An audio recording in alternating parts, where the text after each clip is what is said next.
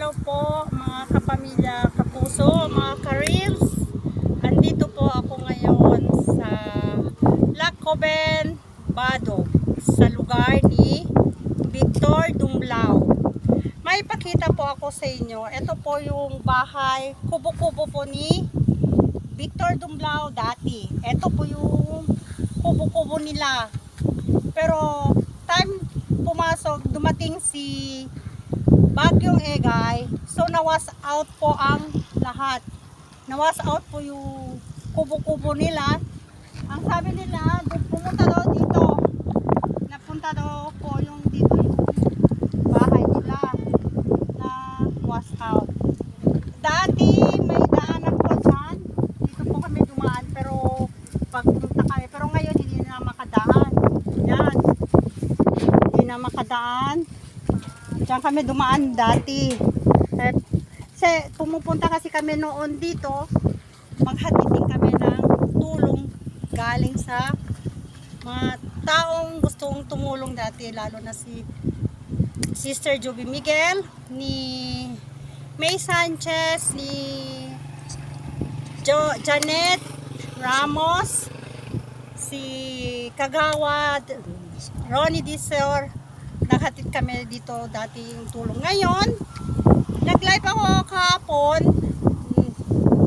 Nakita, nabasa ni Sister Joby Miguel yung message ni, comments ni Mrs. Dumlao na nawas out pala sila. So, urgent, nag-PM sa akin si Sister Joby Miguel na kung pwede maghatid ng tulong sa kanila. Siyempre, sino ba hindi? Sino bang ayaw? Kasi dati na naman namin gawa to. Kung sino po ang gustong tumulong, maghatid naman talaga kami. So, talaga, hinatid namin tong tulong galing kay Joby Miguel. Bumili kami ng grocery, bigas, at may cash pa.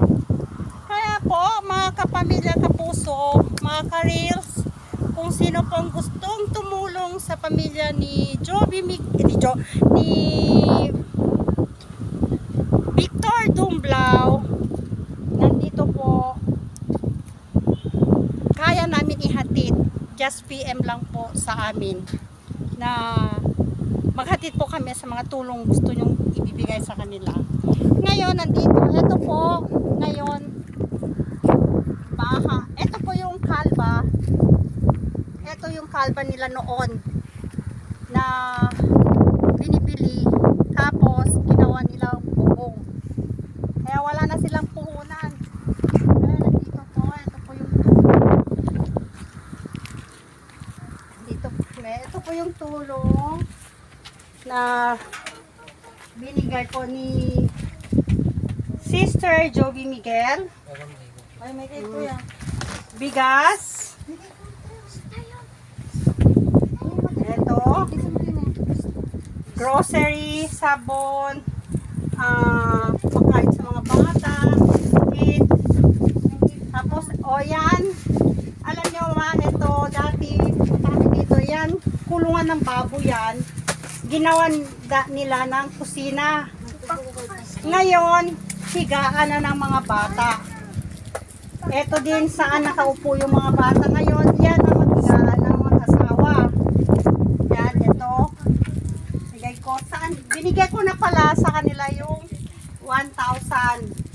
Ito po, Sister Joby Miguel, inabot po ko sa kanila yung 1K para sa kanilang nabigay mo tulong, pati itong grocery.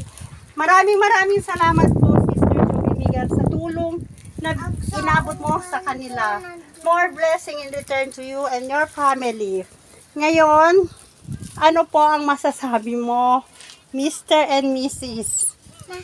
Maraming salamat po, Ma'am Joby Miguel, sa binigay mo ulit na tulong sa amin, Ma'am. Saka, Ma'am Mildred ken Kuya Ron T. Anos yung imay nang itulod dito tulong nga ito diyo kanya. Niglakay niya, mabain. Eto, sino yung bata gustong magsalita? Sige man. Agsao. Gusto nyo ibaga?